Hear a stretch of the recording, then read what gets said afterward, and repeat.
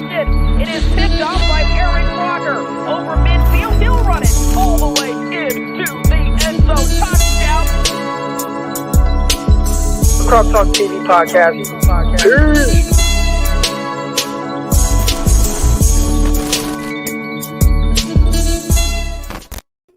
Welcome to another episode of Croc Talk TV. I am your host, former NFL and AFL defensive back, Eric Crocker. And on today's episode, man, we're going to get into a little bit of this signing. 49ers, they signed Josh Norman, the veteran Josh Norman.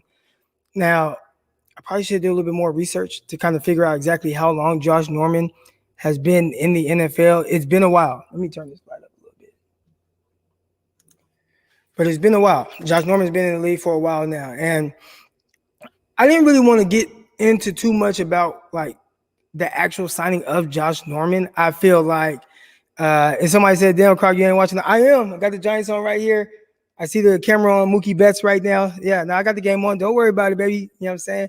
But I kind of wanted to get into just my thought process on what this signing means for the 49ers and maybe some of these younger guys. All right. So obviously, like Josh Norman, he was a guy, and I remember Richard Sherman kind of saying this and kind of alluding to the fact that same with him, right? Where the veterans, if you're a veteran and you're going to get signed, like it's probably going to be after training camp, preseason, all that stuff, because the teams want to know what they have in their young guys. So, you know, a guy like Josh Norman, a guy like Richard Sherman, like those guys are going to be available around this time.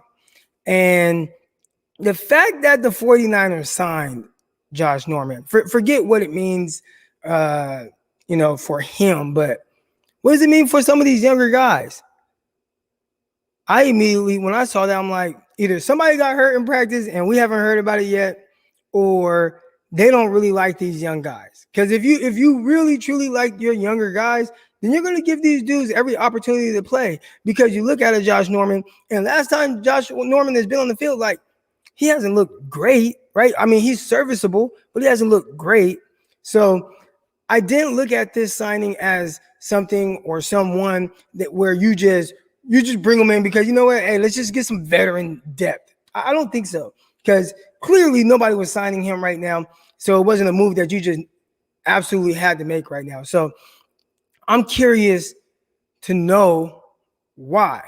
Now, people can say, well, veteran, experience, whatnot. Like 49ers got Jason Verrett. Like, you know what I'm saying? And most of these guys, outside of very young guys, they were playing with Richard Sherman. So just the veteran leadership and all that, like that's out the window. Like a signing like this lets me know, or at least I feel this way, that the 49ers actually want to play Josh Norman. And that's interesting because the last time I've seen him on the field, like he wasn't great. So you look at maybe what some of these younger guys are doing, and excuse me, guys, I'm still watching the San Francisco versus Giants game, but I mean San Francisco against the Dodgers. But you look at some, maybe what these young guys are doing. Did they not do enough? Did Lenore not show enough? Did Ambry Thomas not show enough for you to kind of just go out there and sign a Josh Norman? I don't know. You guys can kind of let me know. And so I see this right here. Oh, my bad. Here we go right here. Incentive-based deal kind of points to that as well, Croc. I wouldn't even say, like, it's not even about it being, like, incentive-based. To me, it's just all about just the signing in general. What does that mean for your younger guys? I see right here, Dominic Jones. Mosley hurt. Like, if Mosley is more hurt than we led to believe, then that could be why. But again, right here talking about Dante Johnson. Why do you think they're letting go, or who do you think they're letting go? Maybe Dante Johnson. Why would you? Dante Johnson, he knows the scheme. He's versatile in the sense of being able to play outside, inside, actually has some safety experience. So why would you keep Dante Johnson around, who has been around your team for a while now, then let him go for Josh Norman, who, off the top of my head, like, do the 49ers have any ties with him? Their coach, the defensive coordinator, he's been coaching with the 49ers the last 4 years. That's the only place he's ever coached, D'Amico Ryans. So it's very interesting, and I don't even I didn't really know exactly what to think about it, aside from the fact that do they not like the younger guys? And do they feel like they can't go into a game where the younger guys have to play and feel comfortable with that? Is the Mosley injury maybe a little bit more than what I initially thought or they thought? It's interesting, but I just kind of want to come on here real quick and kind of just get my thoughts on this. Do they not like the young guys as much as maybe we are led to believe? I think that could be it. So, man, anything else y'all want to go over real quick? 'Cause I got to get back to watching these Giants, man. You see the Giants dogging these Dodgers, you feel me? Did Sherman's incident, let's see. Did Sherman's incident, they didn't resign him and sign Norman instead. I could see that being possibly the reason why Sherman's not re-signed. I do look at Norman and Sherman. If I just had to pick between the two, I'm definitely going with Rich Sherman. I think they're in similar places in their career in the sense of their athletic ability. I think both of them were kind of similar coming out in the sense of just not like top tier athletes. They learned how to play a specific way that worked for them. And I'd say Josh Norman in, 2015 year when the Panthers went to the Super Bowl, that was probably the best press bail I've ever seen from a standpoint of, because it looked like they were running like some form of like cover 4, and he was reading guys down, and I mean, he was bailing out. It wasn't like he was just standing there just manning guys up, but the way he was able to read down routes from a bail was like special. I thought Jeffrey Okudah did a really good job of that as well. But that's not the Norman that I know of. Like now, he ain't 2015 Josh Norman. If Norman starts, we're in trouble. I think if Norman starts, he is a guy that kind of like a little bit what we saw from Sherman last year, where you have to kind of tailor your scheme to fit their strengths. Like I think early on, he definitely was a more versatile guy. But I don't know, Josh Norman's not that anymore. Norman opposite Verrett, like, doesn't excite me. It doesn't. But I mean, it is something that can work. Yeah, that's a double play. It is something that can potentially work. I mean, when you look at just like the veterans, but I'd be saying, man, hurry back, Emmanuel Mosley. Hurry back, Mosley. That's what I would be saying. And we'll see. So is the Mosley injury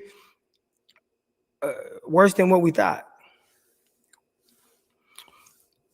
I didn't even do like a legit intro, man. I appreciate everybody for signing in. If you haven't already, make sure you guys subscribe to the YouTube channel. I see a lot of people on here from Periscope. Leave Periscope, head over to YouTube, Crowd Talk TV, hit the subscribe button, hit the like button right now. All right. Obviously, this show is always powered by Underdog Fantasy. That's underdogfantasy.com. Underdog Fantasy, the app. If you're not already signed up, man, sign up. Use promo code Crocky, and when you deposit a minimum of $10, they're going to throw an additional $25 into your account. So go do that, man. And they got all kind of cool, fun stuff, man. Prop bets, all kind of stuff you can do on there. Pick'ems, over-unders, all kind of stuff. It's not just a fantasy app. And they got every sport for fantasy, but it's not just a fantasy app. I think that's what I thought at first. Like, it's just a fantasy app. It's not much more than that. So we're bringing the zone corner, and we are going away from zone heavy. Somebody make it make sense. I'll say this: you can't go off of what you saw in the preseason, right? Like in the preseason, they were man heavy. That in the preseason, a lot of times you just want your guys to play fast and without really having to think a whole lot. All right, so hey, let's just line up and play a whole bunch of man. Let's play some single high. Let's show two, roll down to a single high and have Hufanga rob a crosser. Like they just did a lot of that. They kept it simple. So I would assume that whatever they do during the season won't look exactly like that. So I wouldn't say that the 49ers are completely going away from being a heavy zone team. They very well could have that and just mix in some man. But preseason, I think they just want to know, can these guys play? and they played their young guys a lot, right? Like they played Diamador Lenore, they played Ambry Thomas. Like they got a ton of reps, and I think a lot of it was let's take a whole bunch of the scheme aspect of it out of there, and let's just let these dudes just play ball and see what they got. So maybe they do go man heavy still, but I don't think that the preseason. I wouldn't look at preseason and that's what's going to tell me what the 49ers are going to do. Wouldn't look at it that way. Is Mac teaching Cam the playbook in New England more about Cam or Mac? And I don't know. I didn't hear about that. But shoot, Mac Jones taught was it Sarkisian? Didn't he teach him the Alabama playbook? So he just a dude that's going to end up being a great coach after he plays. Good football player as well. See, I mean, good pickup, though, solid vet. We need vets. Why? Why do we need vets?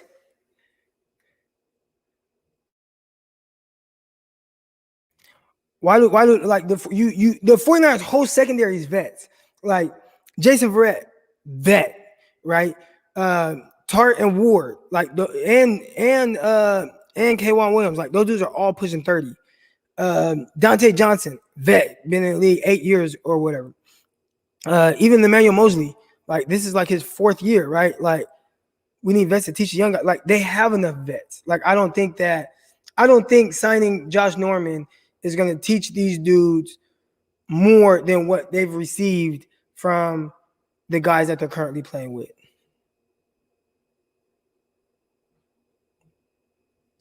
Here's a good one. He might not be on the team by Sunday. Relax. Maybe not, but they signed him. So are you saying that the 49ers are saying, you know what, Josh Norman's there. We don't want him, but let's just sign him and then let's just cut him by Sunday. Like, I can't see that being the case either. Maybe they do. Maybe they do let him go. But if you planned on letting him go by Sunday, if you had any thoughts that he wasn't going to be on your team, why sign him? Why not just roll with the guys you have? So I do believe that they signed Josh Norman with the intent to play him because maybe Mosley is more hurt than we've been led to believe, or they don't like the young guys as much as I thought. When I say young guys, I'm talking a little bit more Lenore, but I thought Ambry Thomas, a little up and down, but I thought he showed some ability. So that's just kind of my thoughts on that. No way he's getting cut. We signed him. I would say he could get cut. Like I've seen the NFL and like just the business aspects of it, and they cut dudes for just all type of different like random reasons. So there is a chance that he can get cut by Sunday and doesn't play in the game. I'd give it a low percentage chance of happening, but I never say never with the NFL. Never. Love the hat, Crocky. Go Giants. That's right, man. And shoes, man, I'm going to get back to the Giants game. So, again, if you guys haven't already, subscribe to the YouTube channel. Hit the like button. Underdog Fantasy. Promo code Crocky. You know what I'm saying? That's going to support the show. I did get a lot of people saying congratulations on the new podcast with Locked On NFL Draft. Obviously, I've Locked On 49ers already. So, if you guys don't listen to Locked On 49ers, it's a great show with myself and my guy, Brian Peacock. Make sure you guys tune in. That's every day, 5 days a week. And I'd say, looking at the numbers, most of y'all probably listen to it because the numbers are. All right, and then we got the draft, Locked On NFL Draft. I'll be co-hosting it with my guy, Ryan. All right, Ryan Tracy. And, the draft, talking about the draft has been a big-time passion of mine. Obviously, I love, like, just the analysis part of it, the evaluation part of it, watching these prospects, and now having this draft show has given me a chance to really dive deeper into these guys throughout the year. So I'm going to be bringing all that to y'all, man. I appreciate everybody that rocks with me. It's because of you guys that I even have these opportunities to be able to support my family by talking about football, man. My wife don't work, man. She's in nursing school. So I support my family off of talking about football and training athletes. But I appreciate y'all. No. Croc Talk podcast is not over with. We will continue. Monday morning QB, we're going to be right back at it tomorrow morning. So, 1 p.m. Central Time, 11 a.m. Pacific. So appreciate y'all, man. Like, subscribe, all that good stuff, man. And I've seen a lot of people talking about it, but go Giants. Let's go. Intercepted. It is picked off by Aaron Rodgers over midfield. He'll run it all the way into the end zone. Touchdown. Cross Talk TV podcast. Peace.